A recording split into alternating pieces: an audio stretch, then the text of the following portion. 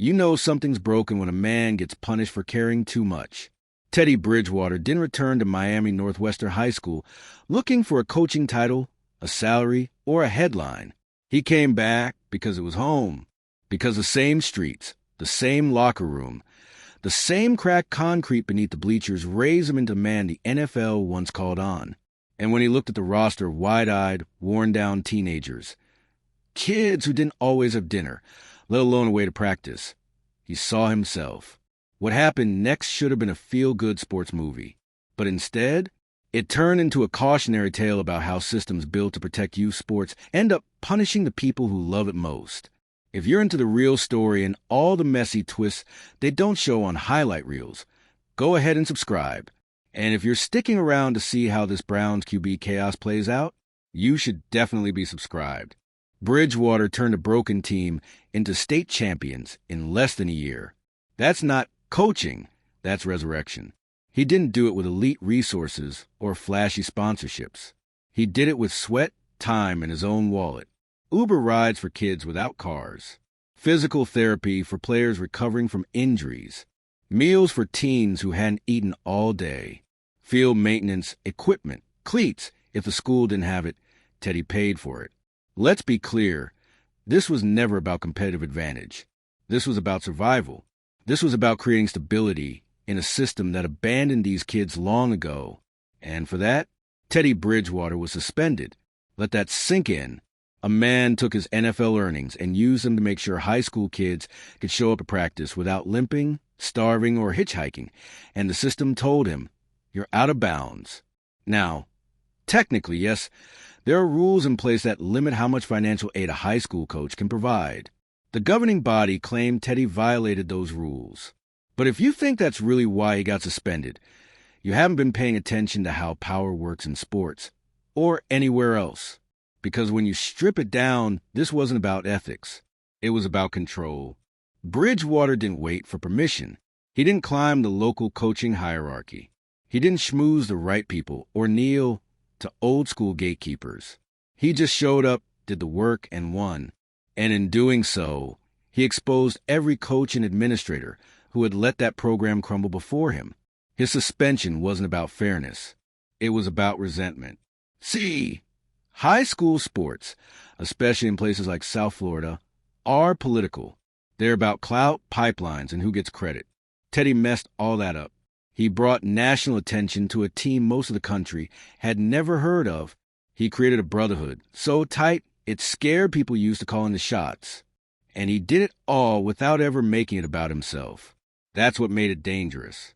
Because when black men succeed loudly, when they uplift others without asking for a pat on the back, they get labeled difficult, disruptive, dangerous. Teddy Bridgewater wasn't suspended for helping. He was suspended for helping too much in a system that wasn't built for that kind of generosity. Let's talk about the hypocrisy. In the nil era, high school athletes can now sign endorsement deals. Companies can drop bags of money on teenagers if they show promise. As long as it's done to the right official channels, no one blinks. But a coach, a mentor who actually knows the players, who cares enough to be there at 6 a.m. and stay until the lights go off, he can't cover a kid's rehab bill without risking his job? That's not just ridiculous. It's dangerous. Because it sends a message that corporate support is fine, but community support is not. It's performative charity over real-life mentorship. It's profit over people. And it's why so many underserved programs stay broken. Because the second someone steps in and starts fixing things the right way, the system snaps back like a rubber band stretched too far. Bridgewater's case became the ultimate test of that elasticity. Parents rallied. Alumni shouted. Even former NFL players took to social media in outrage. The kids? They were heartbroken. Not just because they lost their coach, but because they knew what he had risked for them, and how the very people who should have thanked him were the ones tearing him down. The day the suspension was announced, Bridgewater didn't throw a press conference. He didn't go on a media tour. He didn't blast the school board or name-drop corrupt officials. He just walked onto practice field one last time, hugged every player, and told them to keep working. That's grace. That's leadership. That's the part they couldn't suspend. Meanwhile, Other coaches in the region whispered what everyone already knew. This was never really about what Teddy did. It was about who he was. A successful, well-connected black man with influence, access, and authenticity. That combination? It's rare. And for some, it's threatening. Because Teddy didn't play politics. He played for the kids. And when someone puts the community before the bureaucracy, they become impossible to control. The system doesn't know what to do with that. So it does the only thing it knows. It punishes. But here's what they didn't count on. Teddy's impact can't be suspended. The boys he coached still remember what it felt like to be seen, to be believed in, to be held to a standard higher than survival. And that kind of mentorship doesn't end when the whistle stops blowing. Several of his players have already credited him with helping them earn scholarships. One lineman said Teddy was the first man who ever told him he was smart, not just strong. A receiver said he was planning to drop out before Coach Bridgewater drove him to school 3 mornings a week and stayed with him after practice to help with homework. Those are the stories the headlines don't show. Those are the moments the rule book doesn't cover. And those are the reasons this story still matters. Teddy Bridgewater, even without a headset or a clipboard, is still coaching. Because the real work was never about the excess and OS. It was about dignity. About giving young men permission to dream bigger, walk taller, and believe that they mattered. He may have been removed from the sideline, but he's been elevated in the hearts of everyone who watched him choose compassion over compliance. So what happens now? That's the question administrators don't want to answer. Because if this case sparks reform, if schools start re-examining their rules, if communities start demanding more transparency, if coaches are allowed to care without fear of penalty, then the old system loses its grip. And that's exactly what should happen. Teddy Bridgewater didn't just rebuild a football program. He exposed a broken blueprint and showed us what it looks like when someone dares to lead with love in a system built on fear. So yes, he was suspended. But in every way that actually matters, Teddy Bridgewater won. You'd think the whistle blew on Teddy Bridgewater's coaching journey the moment that suspension came down, that the Friday night lights would dim, the team would fracture, and the program he rebuilt from rubble would slowly fade back into irrelevance. But that's not what happened, because the fire Bridgewater lit in Miami Northwestern's program didn't burn out, it spread. The very next week, the team still practiced like it had everything to prove. Assistant coaches stepped up. Parents showed up with food, water, transportation. Alumni returned to watch scrimmages. And at the heart of it all, even from a distance, was Teddy. Quietly watching, constantly texting, still checking on grades, still sending motivational voice notes, still calling players after practice. Suspension or not, he hadn't left, because Teddy never needed a title to lead. He only ever needed a reason. And those kids, they were always reason enough. One mother described him as a second father. Her son had been on the verge of failing out before Bridgewater intervened, tutoring him, driving him to school, even showing up to parent-teacher conferences. He gave my son back his confidence, she said, and then they took him away. That phrase stuck. They took him away. Because for this community, Teddy's removal wasn't just about a coach. It was about yet another trusted figure being punished for trying to make things better. Let's be real. Miami Northwestern isn't a cushy suburban powerhouse with brand new turf and Booster Club champagne fundraisers. It's a scrappy, inner-city school with outdated facilities and a football team that often plays with more heart than resources. The players come from tough neighborhoods. Many are first-generation high school graduates. Some have seen more trauma by age 16 than most adults do in a lifetime. They didn't need a football coach. They needed a lifeline.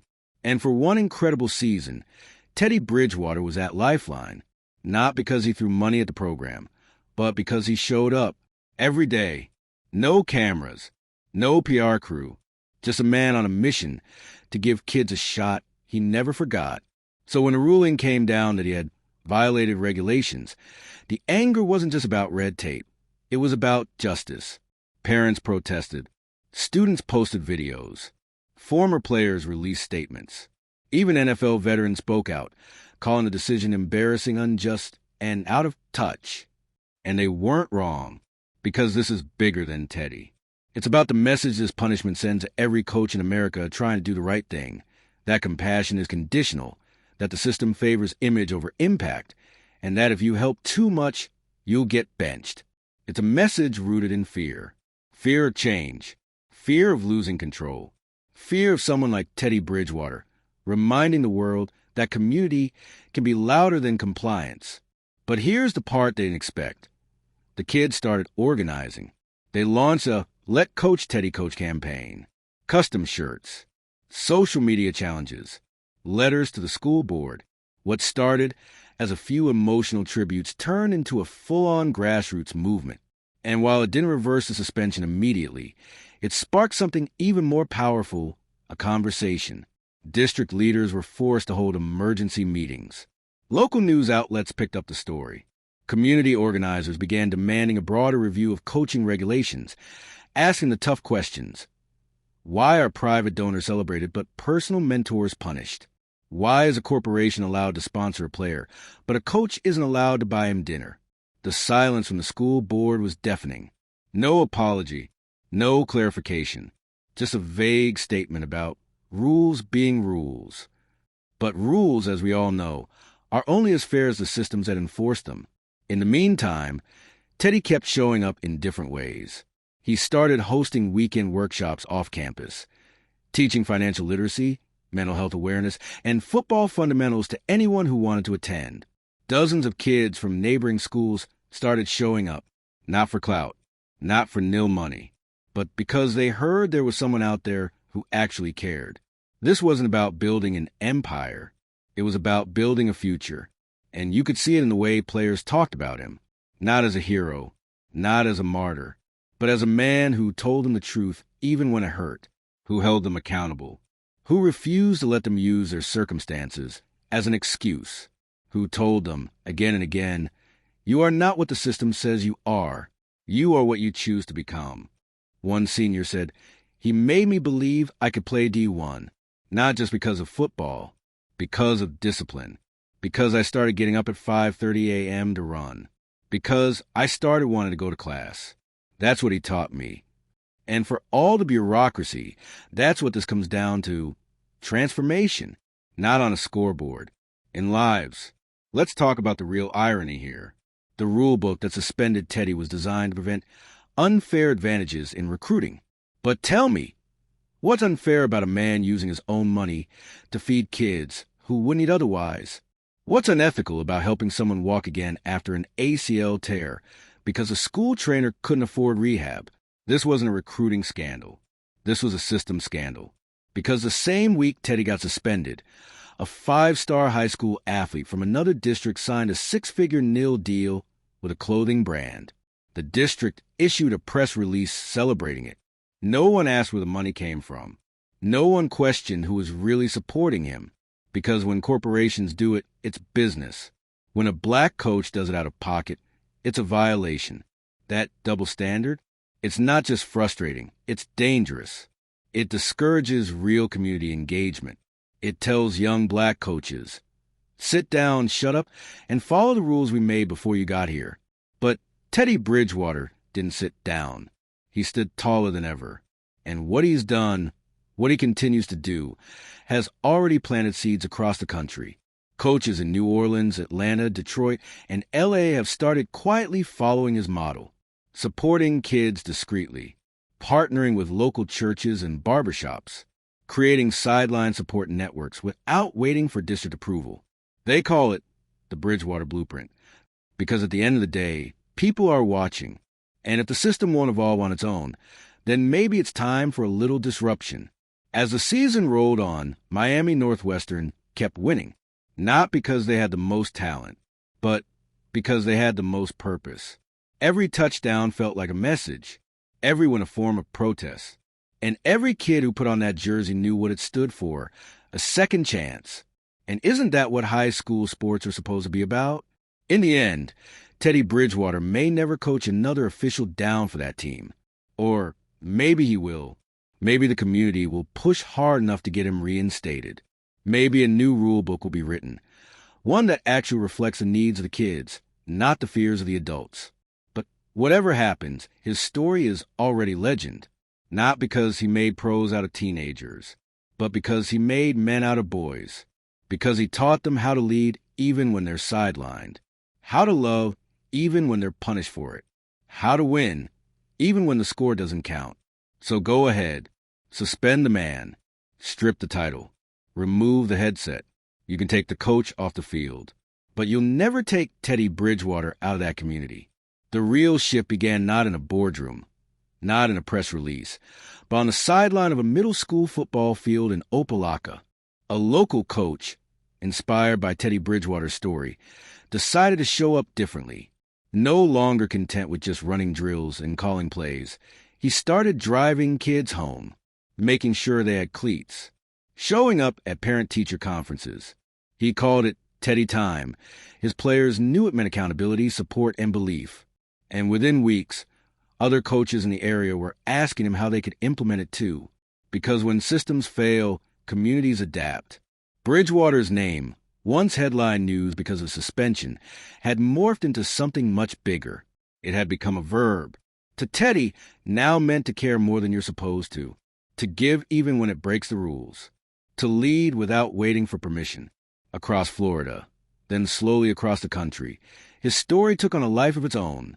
Youth coaches began holding roundtables, virtual at first, then in barbershops, gyms, community centers, asking real questions. Why are the regulations designed to punish care? Why are corporate nil deals encouraged while grassroots support is penalized? Why do we call it misconduct when a coach uses his own money to make sure a kid eats?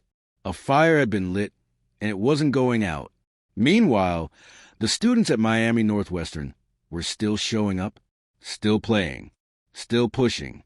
But the weight of Teddy's absence was undeniable. Pre-game speeches felt quieter. Post-practice energy dragged. One player described it as missing the heartbeat. Still, they rallied, because that's what Teddy had taught them to do. Don't play for me, he had told them before the suspension. Play for your name. Play for each other.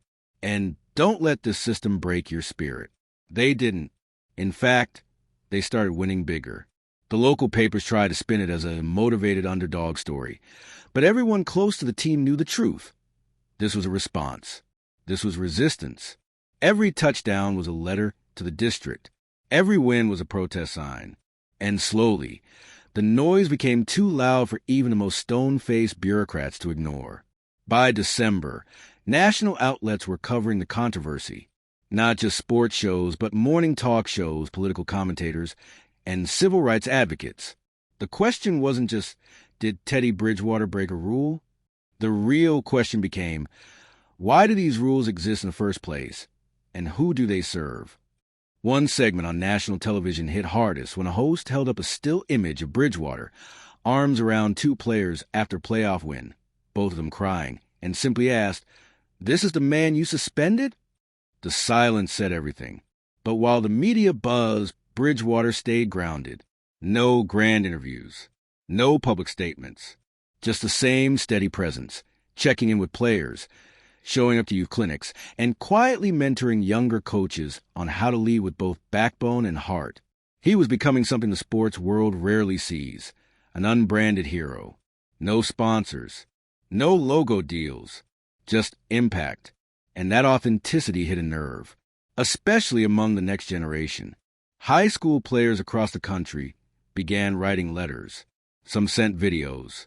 Others posted TikToks under a single phrase. I needed a Teddy. Their stories told of coaches who ghosted them, of teachers who gave up on them, of family members who weren't around. And what they longed for, what Bridgewater gave his players, wasn't flashy gear or NFL hype. It was consistency, belief, a role model who didn't see them as statistics. One student, a junior from Chicago, said it best, "My coach tells me, we're not your parents." Teddy told his kids, "I'm not your parent, but I'll act like one if that's what you need." That's the difference. It became clear this wasn't about football anymore. This was about rethinking how we build safe, supportive environments for young athletes. About asking who gets punished for caring too much and who gets rewarded for caring too little. By January, a growing coalition of educators, activists, and former athletes was calling for policy reform.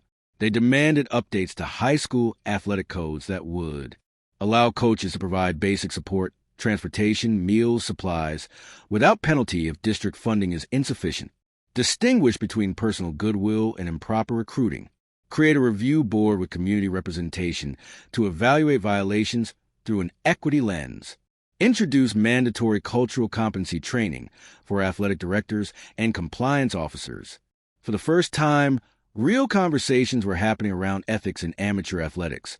Not about how to prevent corruption, but how to protect compassion. And it all started with one man buying a few Uber rides for players who had no other way to get home. Of course, not everyone supported the shift. Some entrenched voices in state athletic circles insisted the rules were there for a reason and warned of a slippery slope. But those arguments rang hollow in the face of lived experience. Because every rule book needs to evolve with the world it governs.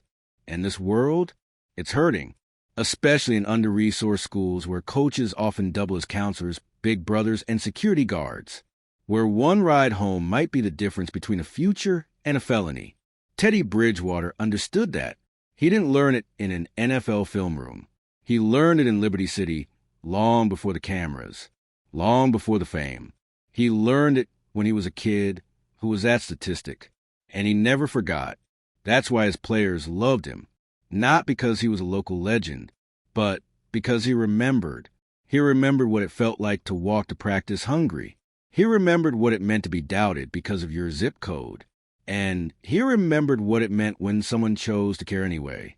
In the spring, Miami Northwestern hosted a banquet to honor their season. Bridgewater, still technically suspended, was invited as a community guest. When he walked in, the entire room stood.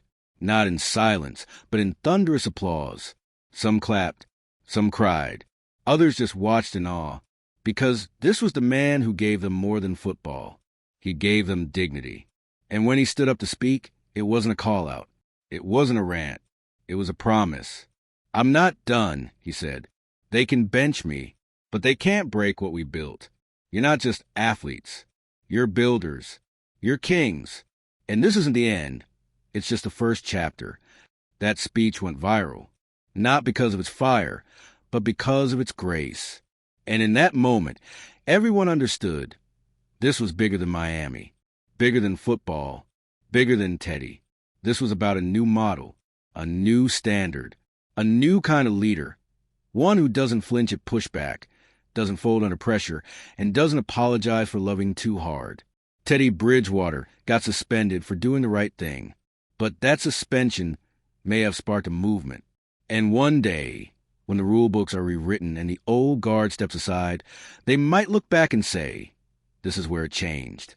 With one coach, one team, one community, and a whole lot of heart.